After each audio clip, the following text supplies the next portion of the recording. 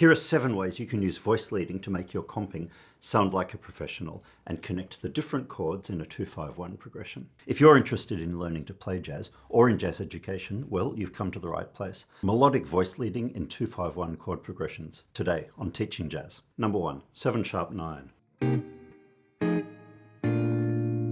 This one's simple, but it sounds good.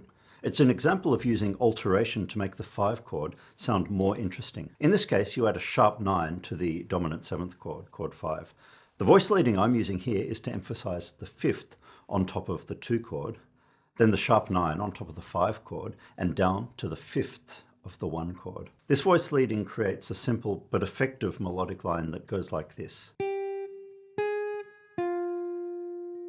Here's a variation that moves up to the major 7th of chord 1 instead.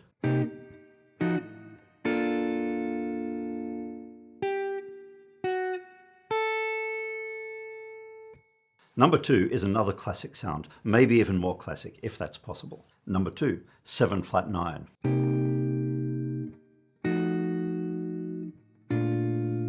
Here you get this awesome descending chromatic line from the 5th of chord 2, down a semitone to the flat 9 of chord 5, and down another half step to resolve to the 5th of chord 1.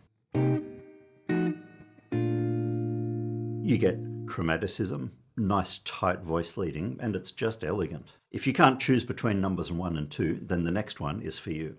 Number 3, sharp 9, flat 9.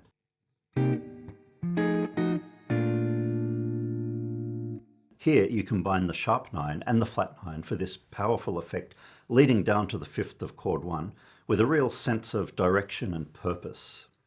You can also try variations like this, skipping up to the major 7th of chord 1 from the flat 9,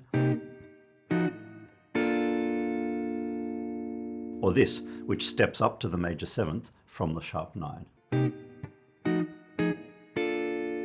This next one borrows part of the effect of example 3, but uses a different harmonic technique. Number 4. In this one, you use upper extensions of the chords instead of alterations. This example starts with the 9th on top of chord 2 to the 13th of chord 5 before settling on the major 7th of chord 1. I think it sounds great. I love that one. The next one uses alteration and extensions. Number 5. Here you get a similar downward moving chromatic line, like in example 2, but this time achieved differently. The top voices of the chords are as follows. The 9th of chord 2, dropping down a semitone to the sharpened 5th of chord 5 before falling another semitone to the 9th of chord 1. So far the examples have been fairly simple and restrained. This next one gets a bit more active, so might be useful if you're after a more intense or busy effect. Number 6.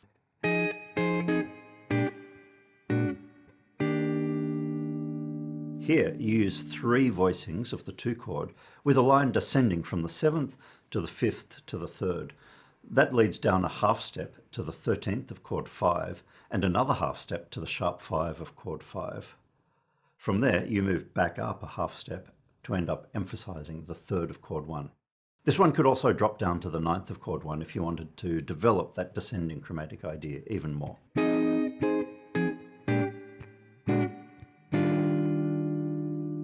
Now the next one ramps up the chromatic effect even more by using a tritone substitution.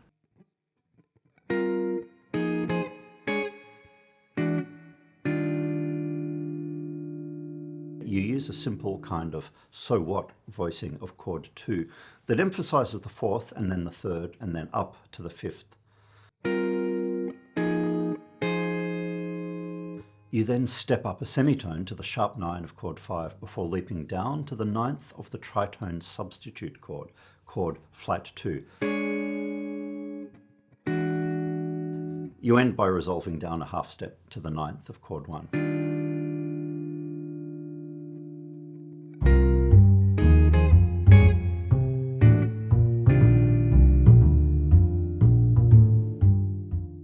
These are all great sounding patterns in their own right, but you should also understand them as examples of the kind of thing you can do. It boils down to using melodic voice leading to combine different voicings of chords from the main chord families. You should experiment with similar ways of using voice leading. If you've watched my series on the game-changing approach to comping, then you shouldn't have much trouble playing any of the examples in this video. In case you haven't, links are in the description, and there'll be a link at the end of the video that'll take you to a whole playlist on chords and comping. Subscribe to see more. As always, thanks for watching. Until next time, may the jazz be with you.